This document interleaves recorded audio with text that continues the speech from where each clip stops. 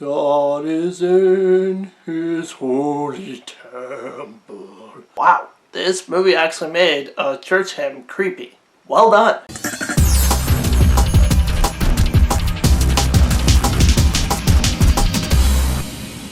Poltergeist 2, The Other Side, stars the Freeling family. Well, minus one daughter, but I'll get into why that is later. And Tangina, but that's about it for the original film Who's Come Back. This one is following the Freeling family yet again, dealing with the ghosts from the first movie, led by the oh so freaking scary Reverend Henry Kane, who was just referred to in the original as the Beast, if you saw that one. So they have to come together, and with the help of a Native American man named Taylor and Tangina, the psychic who's come back from the first one, they band together as a family and fight off the evil ghost once and for all. Well, tell Poltergeist. Neither Spielberg or Hooper came back for this one.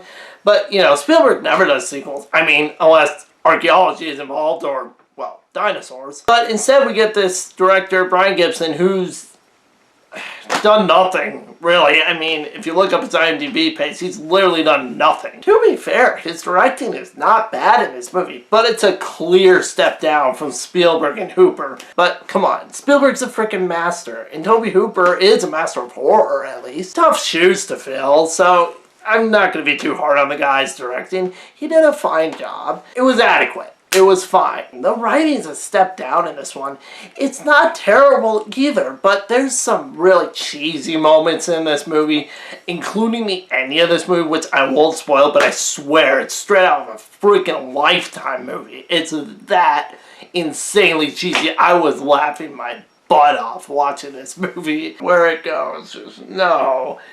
No! The melodrama. I swear, it's like as melodramatic as Seventh Heaven at the end of this movie. So I mentioned this movie isn't as scary as the original. Well, here's one of those not scary scenes. Remember in the first one, there's the tree scene where the tree takes the boy Robbie out the window. Well, in this one, instead of that, we get braces. The braces start moving and strangle him and wrap themselves around his head so he's like mummified in braces, hanging on the ceiling when his parents run into the bathroom. It's really silly. Wow, way to go, the exact opposite of the creepy tree scene from the original. Oh my gosh, it's so not scary that it's hilarious. Freaking braces, are you kidding me? Other than those problems, the script isn't too bad actually. I mean, you know, the characters that make sense where they are in this movie. I didn't mind that all that much.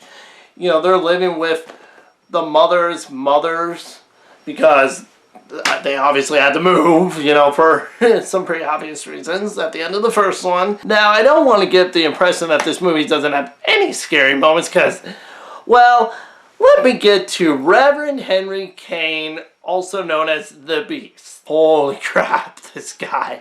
Played by Julian Beck. Oh my gosh. He's so creepy. Like, he's like pedophile creepy. You know he's a ghost right away. And he's walking up to Caroline saying, "Hey, are you lost? Are you scared? I'll sing you a song." So creepy that you just want to get this kid the hell away from him. This movie probably wouldn't be nearly as good if he wasn't in it, but he makes this movie really fun to watch. Also, another good thing about this movie is Gary Goldsmith is back with the score, and I'm so happy about that because he really did some great things with this score too. The score is not quite as good as the original. His score is good here, and I appreciated him coming back. Now, I mentioned at the beginning of this review that Dominic Dunn was not able to come back for this movie. Well, that's because, unfortunately, prior to this movie being filmed, by I think a year or two, I forget exactly when, she was strangled by her ex-boyfriend, which, holy shoot, I mean, wow. And it's really sad, but yeah, that's why, if anyone's wondering. But the weird thing is in this movie, there's no line even for that character.